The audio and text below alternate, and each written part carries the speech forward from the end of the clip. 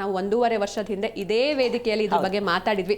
ಕೊನೆಗೂ ನಮ್ಮಂತ ಅನೇಕ ಹೆಣ್ಣು ಮಕ್ಕಳ ಕೂಗು ಸರ್ಕಾರದ ಕಿವಿ ತಲುಪಿದೆ. ಏನ್ ಹೇಳ್ತೀರಾ ಮೊದಲಿಗೆ? ಖಂಡಿತ ಇದೊಂದು ಸ್ವಾಗತಾರ್ಹ ಕ್ರಮ. ಮೊದಲಿಗೆ ನಾನು ಸರ್ಕಾರಕ್ಕೆ ಧನ್ಯವಾದಗಳನ್ನ ತಿಳಿಸೋ ಜೊತೆಗೆ ನೀವು ಈ ಕಾರ್ಯಕ್ರಮವನ್ನ ಮೊದಲೇ ಮಾಡಿದ್ರಿ 1.5-2 ವರ್ಷದ ಹಿಂದೆ ಈ ಕಾರ್ಯಕ್ರಮವನ್ನು ಮಾಡಿದ್ವಿ. ನಿಮಗೂ ಕೂಡ ನಾನು ಧನ್ಯವಾದಗಳನ್ನ ನಾನು ತಿಳಿಸೋದಕ್ಕೆ ಬಯಸ್ತೀನಿ. ಸೊ ಏನು ಈಗ ಮಾತೃತ್ವ ನೋವು ಹೇಗಿರ್ತದೆ ಮಹಿಳೆಗೆ, ಅದೇ ಒಂದು ಕಷ್ಟದ ತರನೇ ಇದೊಂದು ಕೂಡ ಮುಟ್ಟಿನ ಒಂದು ಕಷ್ಟ ಕೂಡ ಮಹಿಳೆಗೆ. ಆ ಒಂದು ಸಂದರ್ಭದಲ್ಲಿ ಆಕೆ ಏಕಾಗ್ರತೆಯ ಕೊರತೆ ಉಂಟಾಗುತ್ತೆ, ಆಯಾಸ ಆಗುತ್ತೆ. ಅದು ಎಲ್ಲರಿಗೂ ಕೂಡ ವಿಭಿನ್ನವಾಗಿರುತ್ತೆ. ಒಬ್ಬ ಮಹಿಳೆಯಿಂದ ಇನ್ನೊಬ್ಬ ಮಹಿಳೆಗೆ ಅದು ವಿಭಿನ್ನವಾಗಿರುತ್ತದೆ.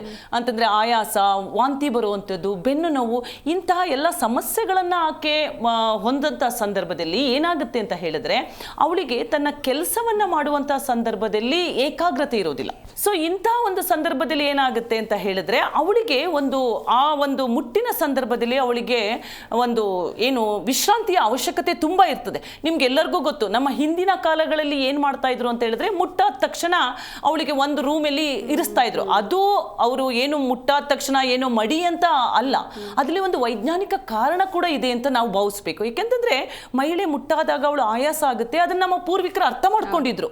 ಅದಕ್ಕೆ ಅವಳಿಗೆ ಒಂದು ದಿನ ನೀನು ರೂಮಲ್ಲಿರು ಅಂತ ಹೇಳಿ ಅವಳಿಗೆ ರೆಸ್ಟ್ ಅನ್ನ ಕೊಡ್ತಾ ಇದ್ರು.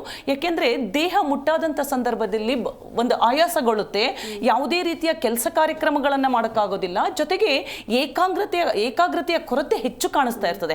ಸೊ ಈ ಒಂದು ಕಾರಣದಿಂದ ಪ್ರಪಂಚದಾದ್ಯಂತ, ಈಗ ಮಾತ್ರ ಅಲ್ಲ, ಇದು ಪ್ರಪಂಚದಾದ್ಯಂತ ಮಹಿಳೆಯರಿಗೆ ಅವರು ಕೆಲಸ ಮಾಡುವಂತ ಸಂದರ್ಭದಲ್ಲಿ, ಆ ಮುಟ್ಟಿನ ಸಂದರ್ಭದಲ್ಲಿ ಒಂದು ಏನು ರಜೆಯನ್ನ ಕೊಡಬೇಕು ಅನ್ನೋ ಒಂದು ಕೂಗು ಜಗತ್ತಿನಾದ್ಯಂತ ಅಂತು. ಇದು ಪಾಶ್ಚಾತ್ಯ ರಾಷ್ಟ್ರಗಳು ಕೂಡ ಇದನ್ನ ಅಳವಡಿಸ್ಕೊಂಡಿದೆ. ಮುಟ್ಟಿನ ಏನು ರಜೆಯನ್ನ ಅಳ್ಕೊಂಡಿದೆ. ಮೊದಲಿಗೆ 1947ರಲ್ಲಿ ಜಪಾನ್ ದೇಶ ಅಂತಂದ್ರೆ 75 ವರ್ಷಗಳ ಹಿಂದೆನೆ ಈ ಮುಟ್ಟಿನ ಒಂದು ರಜೆಯನ್ನ ಕೊಡುವಂತ ಒಂದು ಕೆಲಸವನ್ನು ಕೂಡ ಆದೇಶವನ್ನ ಮಾಡಿದೆ.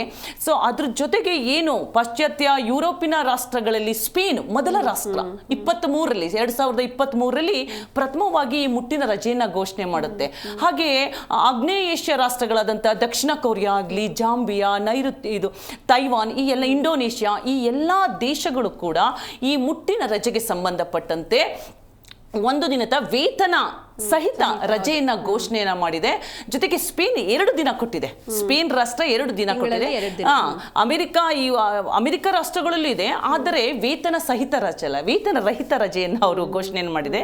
ಜೊತೆಗೆ ನಮ್ಮ ಭಾರತಕ್ಕೆ ಬಂದಂತ ಸಂದರ್ಭದಲ್ಲಿ 1992ರಲ್ಲಿ ಬಿಹಾರ್ ರಾಜ್ಯ ಈ ಮುಟ್ಟಿನ ರಜೆಯನ್ನ ಅದು 2 ದಿನ ಘೋಷಣೆಯನ್ನ ಮಾಡುತ್ತೆ, ಒಂದು ಕಾನೂನಾತ್ಮಕವಾಗಿ. ನೋಡಿ, ನಾವು ಮಹಿಳೆಯರು ಮುಟ್ಟಿನ ರಜೆಯನ್ನ ಅವರು ಕೆಲಸವನ್ನ ಮಾಡುವಂತ ಸಂದರ್ಭದಲ್ಲಿ ಅವರು ಹೋಗಿ ರಜೆಯನ್ನ ಕೇಳೋದಕ್ಕೆ ಕಿರಿಕಿರಿ ಆಗುತ್ತೆ, ಕೆಲವು ಟೈಮು ರಜೆ ಸಿಗ್ತಾನೆ ಇರಬಹುದು.